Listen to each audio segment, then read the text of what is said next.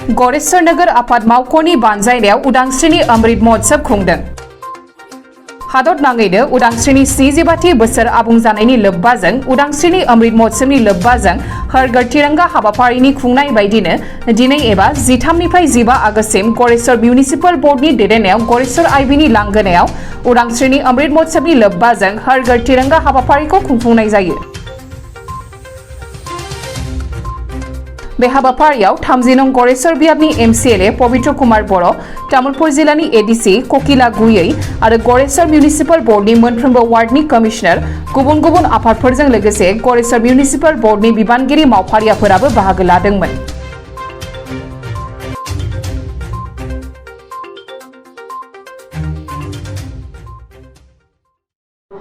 नमस्कार खुलुमबाय। আজি আমাৰ 75তম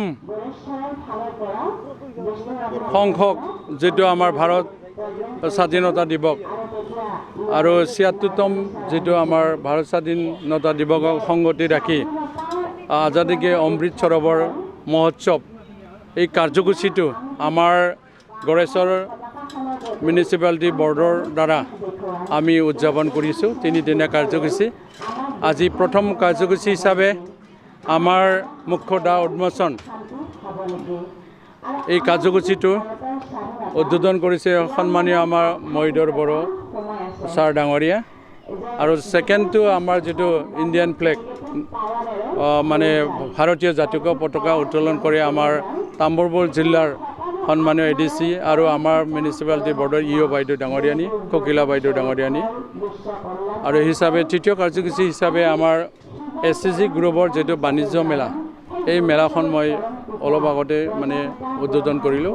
ঠিক বিশেষভাৱে আজি 4টা কাৰ্যসূচী আমি হাতত লৈ আছে। আজিৰ দিনটোত গধূলি আমাৰ 5টা বজাত বন্তি প্ৰজ্বলন কাৰ্যসূচী আছে। এই কাৰ্যসূচীটো হলেই আমাৰ শেষ মানে কাৰ্যসূচী বুলি ক'ব পাৰে। আজি বিশেষ 4টা কাৰ্যসূচী আছে। এই হিচাপে তিনিদিনীয়া কাৰ্যসূচীৰে আজি উজ্জীৱিত কৰা যেটো আমাৰ অমৃত সৰোবৰ উৎসৱ কৰিবলৈ পাই মই খুবেই সুখী হৈছোঁ, শান্তি পাইছোঁ আৰু যি সহযোগিতা আমাৰ গড়েশ্বৰবাসী ৰাইজে সহযোগ কৰিলে বিষয়াৰ পৰা ধৰি আমাৰ এনজিঅ'ৰ পৰা ধৰি মিডিয়াৰ পৰা ধৰি গোটেই দিশৰ সহযোগিতা মই পাবলৈ সক্ষম হৈছোঁ। এইটো কাৰণে আমি গোটেই আমাৰ নেতা বন্ধুসকলক মই ধন্যবাদ জ্ঞাপন কৰিছোঁ আৰু প্ৰধানতে সন্মানীয় আমাৰ ভাৰতৰ প্ৰধানমন্ত্ৰী ডাঙৰীয়াক এই তিনিজনীয়া যেটো আজাদ দেশ কে অমৃত মহোৎসৱ যে মানে কাৰ্যসূচী যে গোটোৱাই দিলে এই ক্ষেত্ৰত মই খুবেই মানে বিশেষ আকৰ্ষণ হোৱাটো দেখিছোঁ। এই হিচাপে তেখেতক মই মোৰ তৰফৰ পৰা মই ধন্যবাদ জ্ঞাপন কৰিছোঁ। আমাৰ অসমৰ মুখ্যমন্ত্ৰী মাননীয় হেমন্ত বিশ্ব শৰ্মাক মই ধন্যবাদ জ্ঞাপন কৰিছোঁ। বিটিআৰৰ আমাৰ সন্মানীয় চিফ ডাঙৰীয়াকো মই ধন্যবাদ জ্ঞাপন কৰিছোঁ। যিহেতু অন্য বছৰতকৈ এইবাৰ বছৰৰ যেটো উদযাপন এটা বিশেষ আকৰ্ষণীয় বুলি ক'ব লাগিব।